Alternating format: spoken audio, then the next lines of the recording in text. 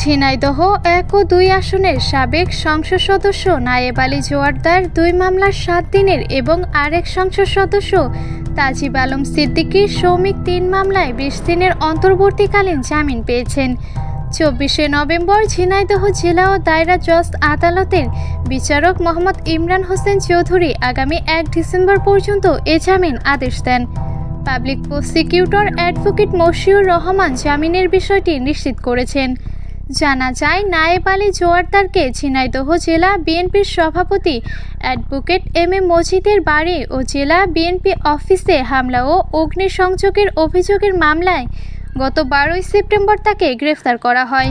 এছাড়া তাজিব আলম সিদ্দিকীকে গত ৬ই অক্টোবর সাভারের নবীনগর এলাকা থেকে গ্রেফতার করে র্যাব।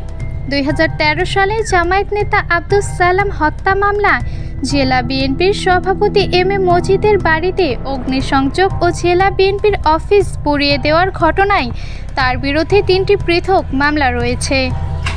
এ বিষয়ে public prosecutor advocate Moshiur Rahman বলেন, মেডিকেল আদালত আওয়ামী লীগের সাবেক ২ সংসদ সদস্যকে জামিন দিয়েছেন। দীর্ঘদিন তারা শারীরিকভাবে অসুস্থ বলে আসামিদের আইনজীবী আদালতকে জানান। তারপরও তাদের নির্দিষ্ট সময় বেঁধে দিয়ে জামিন মঞ্জুর করেছেন।